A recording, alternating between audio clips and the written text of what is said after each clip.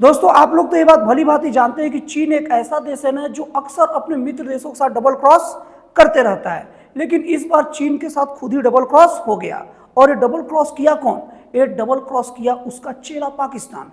दोस्तों बात दरअसल ये हुआ कि पाकिस्तान की शहबाज सरकार अमेरिकी अधिकारी एरिक मेयर से बात कर रही थी, और बात करते हुए तो उन्होंने बताया कि हमारा पाकिस्तान राज्य का खैबर पख्तूनख्वा नाम का एक राज्य है जहां पर पूरा का पूरा कोबाल्ट का एकदम खनिज भंडार भरा हुआ है। आप आइए और उसका खनन करिए और अपने लिए यूज करिए, और थोड़ा बहुत कुछ टुकड़ा मेरी ओर भी फेंक दीजिए। और इसके साथ ही साथ उन्होंने ये भी कहा कि बलूचिस्तान राज्य में एकदम दुर्लभ सोने का और तांबे का भंडार है, और वो भंडार ऐसा है ना कि जो उच्च क्वालिटी का है। उसकी खनन की बात भी उन्होंने एरिक मेयर से की।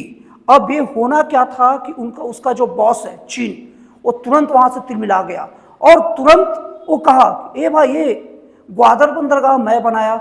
उसके बाद पाकिस्तान चीन जो कॉरिडोर है, चाइना पाकिस्तान कॉरिडोर जिसे कहते हैं, वो रास्ता मैंने बनाया ताकि तुम्हारा व्यापार अच्छे से हो सके, ताकि तुम्हारे देशों से पूरा माल को मैं अंदर बाहर कर सकूं, और जरूरत पड़े तो अपने सैनिक भेजकर तो तुम्हारे ग्वादर बंदरगाह पर कब्जा भी कर सकूं।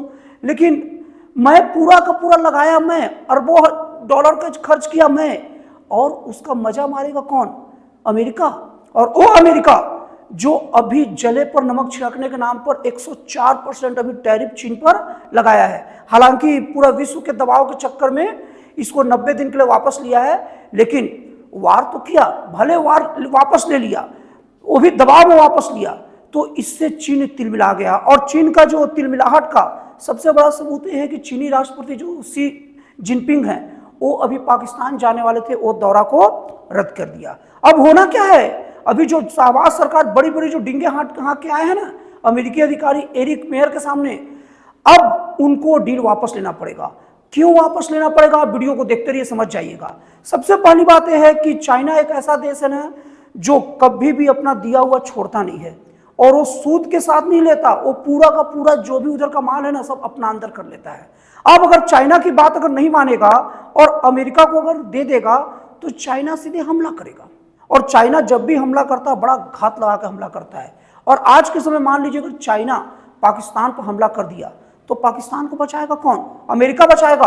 अमेरिका अभी खुद युद्ध की स्थिति में नहीं है। अमेरिका अभी नाटो से अलग हो रहा है, फिर यूरोपियन देश को मदद करने से वापस भेज रहा है।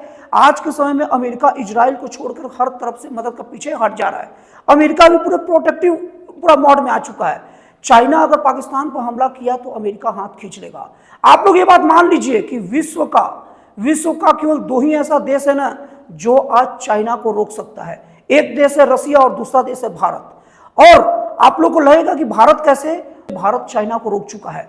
भारत का एक आदत है, बाकी सब लोग ऐसा कहते हैं कि भारत एक मतलब गुटनिरपेक्ष देश है, और भारत क्या है कि कोई दो देशों के पछड़े में नहीं पड़ता, लेकिन ऐसा नहीं है। भारत जब भारत का कोई देश अगर सपोर्टर रहता है और उस देश पर हमला कोई करता है तो भारत लड़ता है। आप लोग अगर याद होगा डोकलाम विवाद, दोस्तों आप लोग को बता दूं कि डोकलाम भूटान के देश में के अंदर एक कस्बा का नाम है, वहां पर चाइना कब्जा कर रहा था। और भूटान एक ऐसा देश है जो भारत के प्रति पूरी तरीके से समर्पित रहता है। भारत का कोई सच्चा दोस्त है तो भूटान है। तो भूटान एक ऐसा देश है जो छोटा और कमजोर होते हुए भी ये बात तय करके रखा है कि भारत के विरोध में अपनी एक भी जमीन किसी को उपयोग करने नहीं देगा।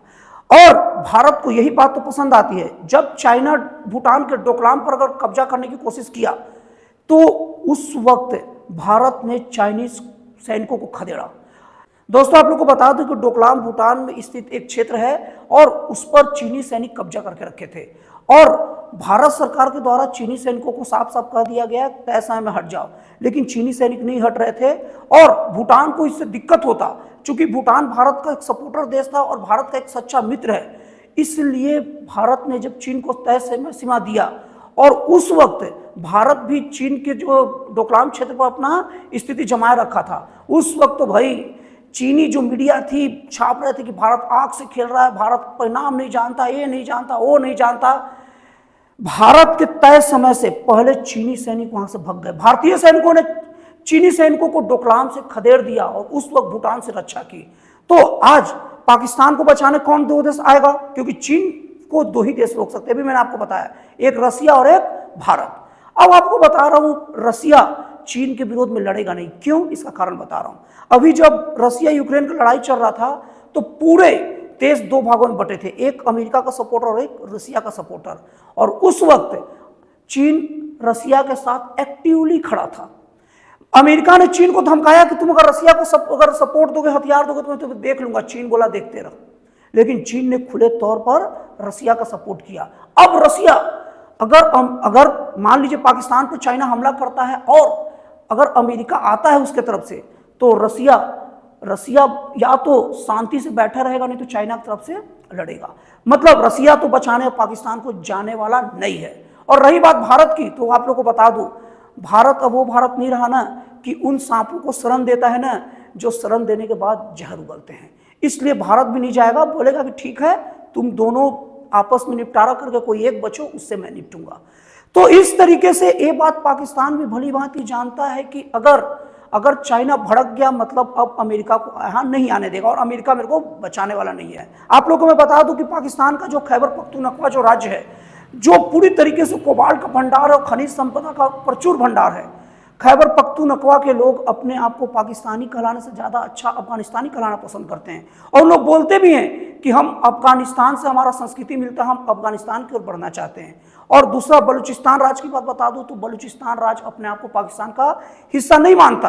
और बलूचिस्तान राज्य के लड़ाके हैं BLA, जिसको बोलते हैं, पूरा जिसका नाम है बलूच लिबरेशन आर्मी, उन लोगों ने अभी पाकिस्तान के जाफर एक्सप्रेस पर हमला करके उसे हाईजैक करके पाकिस्तान को ये बात समझा दिया है कि अब तुम्हारे बस की बात नहीं है। और जाफर एक्सप्रेस में पूरे सैनिक पाकिस्तानी भरे थे, फिर भी बहुत मशक्कत करनी पड़ गई पाकिस्तान को उनसे जाफर एक्सप्रेस के लोगों को छुड़वाने में। और इसके साथ ही साथ हर वक्त अभी महरंग बलूच का भी पाकिस्तान की तरफ से मैटर चल रहा है। और आप लोगों को बता दूं कि अगर पाकिस्तान का खैबर पख्तूनख्वा और बलूचिस्तान राज्य अगर पाकिस्तान से अलग होता है तो पाकिस्तान का 60% से ज़्यादा भूमि अलग हो जाएगा। और अगर खनिज भंडार की बात की जाए तो पाकिस्तान का 80% से ज़्यादा खनिज भंडार अलग हो जाएगा।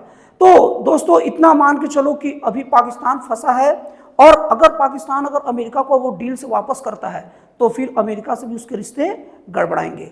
तो दोस्तों आपको ये एनालिसिस कैसा लगा, आपको ये विश्लेषण कैसा लगा, मुझे कमेंट करके जरूर बताइएगा। तो फिर मिलते हैं अगले वीडियो में एक जन कल्याणकारी और एक राष्ट्रवाद से प्रेरित नए विचारों के साथ।